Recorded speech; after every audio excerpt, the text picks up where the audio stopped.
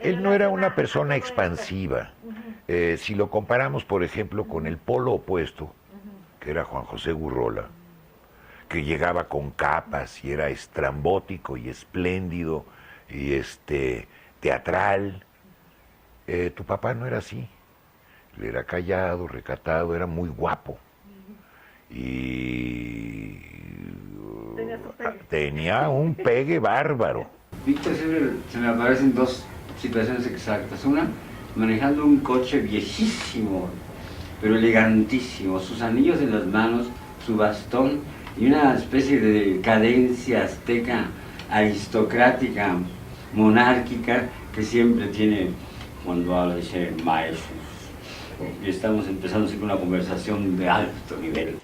Él hacía de la amistad una especie de arte, con su manera tan serena de establecer un diálogo con las personas. No tenía prisa, era como otro ritmo de vida que él tenía. Era un hombre como misterioso. Era un hombre pausado y te miraba de una manera muy especial. Era suave. Era un ejemplo de México, de un mexicano que amaba las cosas que de veras mucha gente ni se entera. Hace una especie de tejido con la naturaleza, con las costumbres, con las tradiciones.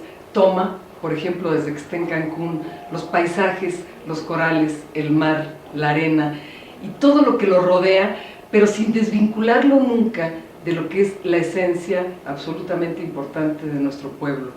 En ese sentido, con las joyas de Víctor, que yo si pudiera las tendría todas, pero a veces pues me tengo que conformar simplemente con admirarlas, pero de cualquier manera sí tengo bastantes.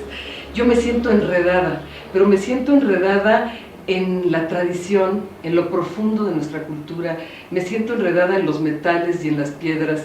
Es una forma de envolverme en la sensualidad del trabajo de Víctor Fossado, porque además de todos estos elementos de sensibilidad y de conocimiento que han generado el talento del artista de Víctor Fossado, yo encuentro que sus piezas son piezas audaces, son piezas exuberantes y en consecuencia piezas de una enorme sensualidad.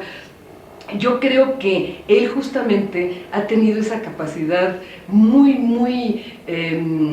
única, muy inaudita de tomar de las joyas mexicanas, de las joyas prehispánicas, de las joyas populares, las esencias fundamentales, pero que las ha sabido transformar de acuerdo a su visión muy particular del mundo que lo rodea y de lo que él lleva dentro, de lo que él lleva en el corazón, de lo que él lleva en la mente, en el cerebro. El día que me encontré con una pieza, que fue la colección de Mercedes Iturbe, me sorprendió muchísimo. O sea, no había visto nada parecido, ni aquí ni fuera. O sea, eran unas piezas, además de cargadas de muchísima energía, creo que tenían muchísimos significados y muchas capas del tiempo en una misma pieza. No había un pleito entre usar una pieza de un escarabajo egipcio junto con algo completamente moderno o con el Art Nouveau, que era mucho su estilo de sus joyas.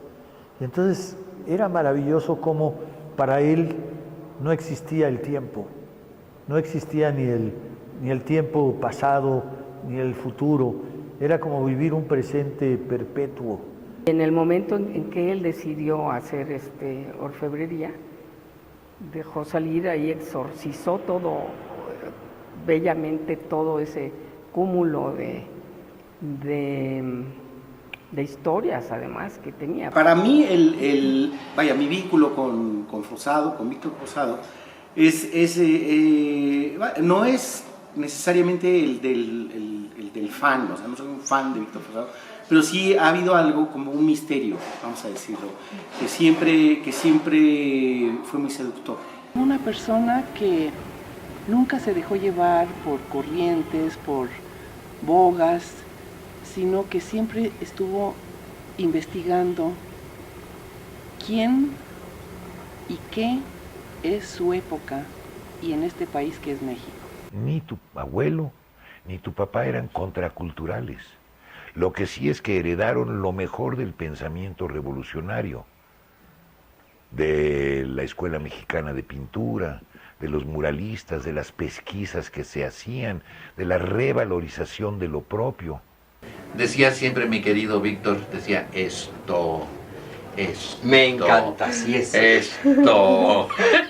Nacho me decía, un gran artista, su joyería, nadie la ha igualado nunca. Nadie la ha igualado. Él, en un momento dado, pasó todo para la planta del primer piso y abrió abajo Las Musas, un lugar que comenzó a reunir a la crema innata de los excéntricos de México. Había estos espacios medio hippies, medio rock and rolleros, medio revolucionarios, incluidos ahí como entre la revolución cubana y el psicoanálisis y el surrealismo, y como una curiosidad muy generadora, muy productiva en el buen sentido, ¿no? Como de una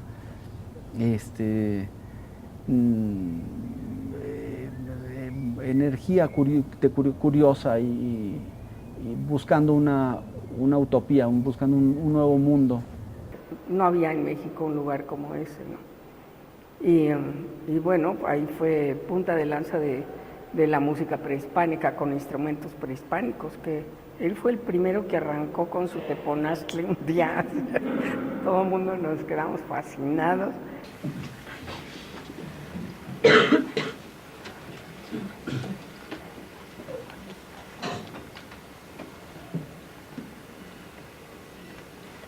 Can I have a little less of light?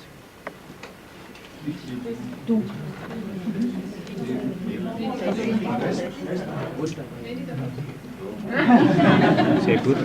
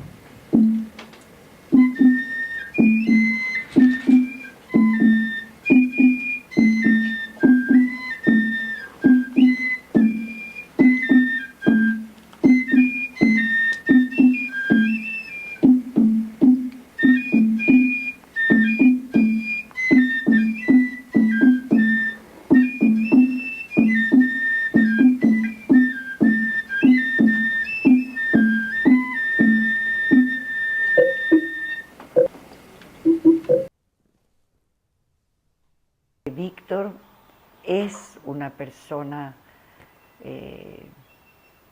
muy especial, un mexicano. Creo que esa mexicanidad queda en pocas personas, esa elegancia de lo mexicano auténtico. Me acuerdo de él como persona, sus movimientos eran muy lentos y delicados, de eso me acuerdo, ¿sí? Y muy abrazador, muy apapachador, y eso es lo que más me llamó la atención de él, o más me atrajo de él, ¿no? Y lo muy querido que era por mucha gente. Ha de haber sido malo también, pero eso no me tocó a mí. Lo conocí gracias a dos joyas, que son las gemelas, Paulina y Malinali, en una visita que les hice a Cancún, cuando vivían ellas en Cancún. Y realmente, cuando conocí a Víctor, es una persona que te deja huella y que te deja impactada simplemente viéndole, simplemente su presencia ya te hacía sentir algo, porque sabías que ahí había una persona con mucho poder, con mucho poder. Era tan creador, tenía una imaginación que te encantaba de verlo. O sea, con sus pelos, con sus trajes, con su todo, con su trabajo, siempre fue un hombre con una gracia, o sea, y una inteligencia. La dinastía Fossado ha sido muy importante para entender el arte popular mexicano en la segunda mitad del siglo XX. Y creo que esa es una parte que también hace falta de revisar. La parte de Víctor Fossado, pues como artífice y como articulador de un discurso del arte popular, ya no desde el nacionalismo revolucionario, sino ya desde el punto de vista del coleccionista sofisticado. De repente es demasiado exagerado ponerlo de esta forma, pero si nosotros le quitamos a Picasso el arte popular africano, pues creo que no existirían las de Marcel de Avignon. Si le quitamos a Brancusi o a Giacometti igualmente el arte africano, pues se nos caen estos grandes autores. Y si a Diego y a Frida le quitamos también el arte popular, pues obviamente se desaparecen del mapa, sobre todo en el caso concreto de Frida. Entonces, sí es muy importante el arte popular, sí es imprescindible la presencia de la familia Fossado dentro de este desarrollo. Que era la mejor tienda de artesanía, porque él tenía el gusto, la calidad de escoger las piezas. No era un comercio de que compraba para vender, compraba porque le gustaba, viajaba, se movía, y iba escogiendo los artesanos que lo convencían y que ya se volvían como los surtidores de la tienda. Los primeros se los vendió mi papá, ¿no? Él. Pero ya después ya se dirigió a mí, a Víctor Fossado. Pero como le digo, a mí no me decía por mi nombre, él me decía Camarón y Camarón. Camarón, quiero tantos alebrijes que me lleves. Se los llevaba yo aquí a la tienda de la que tenía aquí en ¿cómo se llama? En Filomeno Meta. Ahí tenía su tienda. Entonces yo allí le llevaba alebrijes cada 15 días o cada mes, pero le llevaba yo unos 3, 4 alebrijes. Un día me dice él, te voy a recomendar con Víctor. Pues digo, bueno, pues sí. Y sí me recomendó con Víctor. Y pues desde el primer momento que llegué con él, tuvimos mucha simpatía. No es que me haya dicho, pues sabes que tú no sabes, no haces bien las cosas, pues, ¿no? Luego. Me dice, a ver, pasa. Sí, pasé, le enseñé mis cosas. Está bien. Dice, tú lo haces, yo lo hago. Ahora me vas a hacer otras cosas. Sí, lo que usted diga, yo lo hago. Y de allí ya comenzó la confianza entre yo y él. Como tenía gran cultura de la artesanía popular, siempre tenía elementos como rescatados de la artesanía popular y incorporados a una joya más bien, como te diríamos, absolutamente original y moderna. No era folclórico en su creación, era absolutamente moderno y combinaba materiales de una manera extraordinaria. Lo de Víctor es escultura portátil. Sí, uno ha tenido pues esas esculturas maravillosas en nuestros dedos, en nuestras orejas, Yo esta es la última, la única que conservo porque platicábamos con Pilar y con Ariane y contigo al principio que las joyas de Víctor Fossado son tesoros. Para mí una de las cosas más increíbles que hacía Víctor era que cada joya era única y eso tenía mucho más valor todavía, no podía repetir, no sabía repetir o no quería repetir. Y luego le veías ahí trabajando en ese rinconcito, en su casa, que era como pues, no sé, una habitacioncita de 3x3, 2x2, muy, muy, muy pequeña, como un auténtico artesano, como lo que era, ¿no? Y ese era su momento como de encontrarse consigo mismo. Y me encantaba ver cómo de ese lugar tan sencillo salían joyas tan maravillosas y tan complejas a la vez. Constante, riguroso y muy obsesionado con todo el desfile de formas que vienen de las muy numerosas tradiciones a las que él pertenece.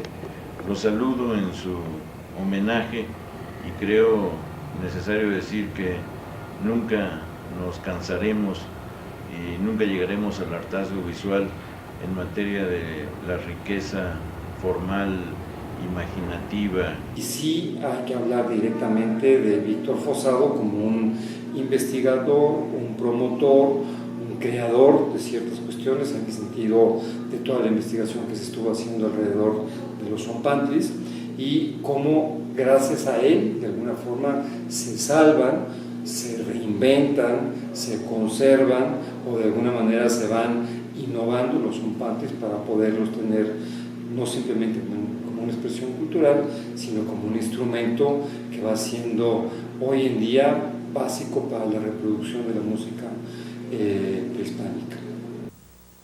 Esta es otra pieza tan pequeña, pero tan especial. Es una ocarina de origen teotihuacano. Esta es una pieza auténtica, original.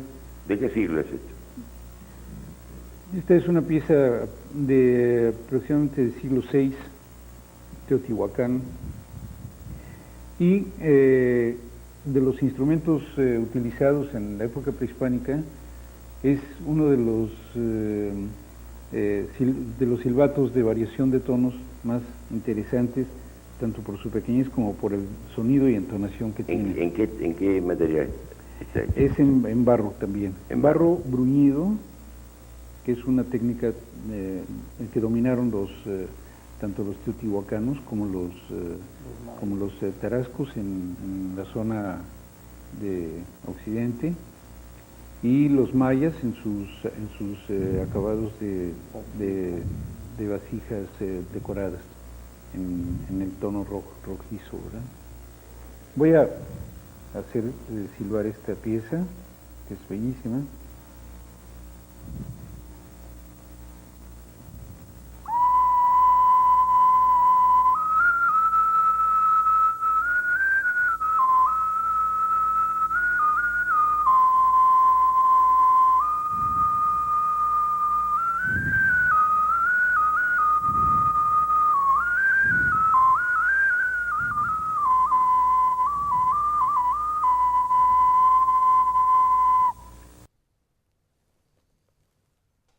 Así fue. Él fue una persona fina.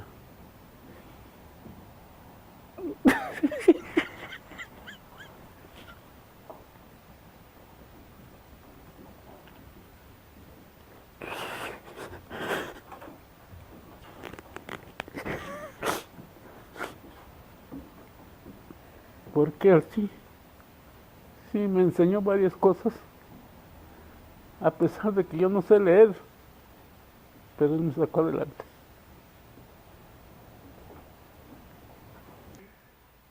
Casi diría yo que él usaba una falda enorme, virtual, bajo la cual cabíamos todos.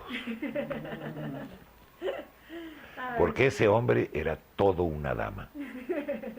Entonces, pues como muchas otras películas que me sorprendieron y me marcaron de alguna manera de chico, pues El Topo fue una de ellas.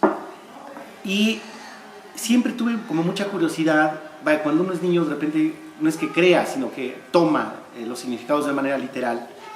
Y yo trataba de imaginar de repente cómo era la vida cotidiana del maestro que hacía Gurrola, por ejemplo, ¿no?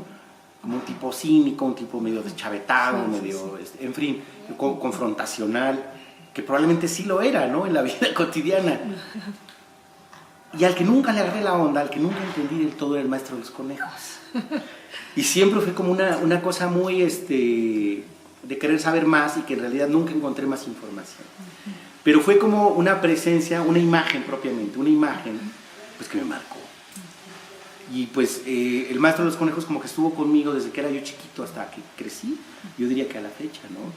Y esa frase donde le dice al tipo, ¿no? Que es odioso, ¿no? El personaje que hace Jodorowsky, dice, tienes que cambiar el corazón por la cabeza, tienes náusea de ti mismo. Y va, yo, en mi imaginación probablemente, pues eso es Fossado para mí, ¿viste? Que me imagino, y yo quiero pensar que así era también en la vida cotidiana. Y cuando entendí y supe más de quién era, de quién es, vaya, y todo lo que hizo, y todo lo que generó, y todo lo que literalmente ocasionó en la cultura mexicana, sobre la artesanía, sobre la platería, sobre, vaya, el vínculo con el surrealismo, el vínculo con Posada, me pareció absolutamente coherente con el personaje, ¿vale? Víctor Fossado, a quien me refiero yo de una manera que no está exenta de una nostalgia, de una falta que me ha hecho en los años posteriores a los que he tenido suerte de vivir como amigo, como consejero, como maestro, como guía en muchos sentidos.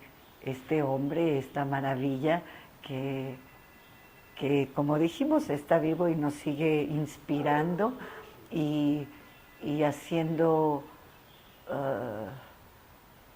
recordar que sí es posible ser un ser consciente, pensante, artista y revolucionario, pero además generoso y no enojado y dulce y siempre comprendiendo la vida con elegancia y belleza. A mí me motivó demasiado, me motivó mucho, mucho. Sí. Y es una cosa que pues, le debo...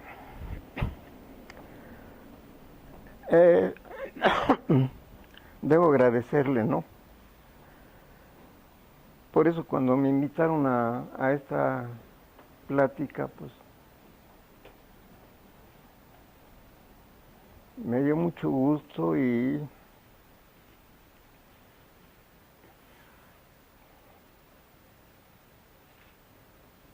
Lo extraño. Perdón.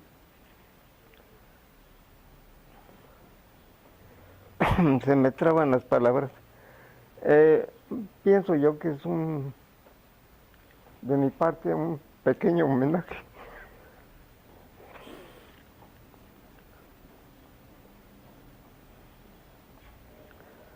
Porque hasta ahora me doy cuenta de todo lo que le debo. Me parece con el corazón. Como ser humano, como artesano, yo me desarrollé, pude desarrollarme. Entonces, gracias a él, pues ya después, pues, los vaivenes de la vida, ¿no? Él se fue a Cancún, yo me fui a Michoacán y ahí se acabaron las relaciones, ¿no? Pero ahora le repito, me doy cuenta de todo lo que le debo a Víctor.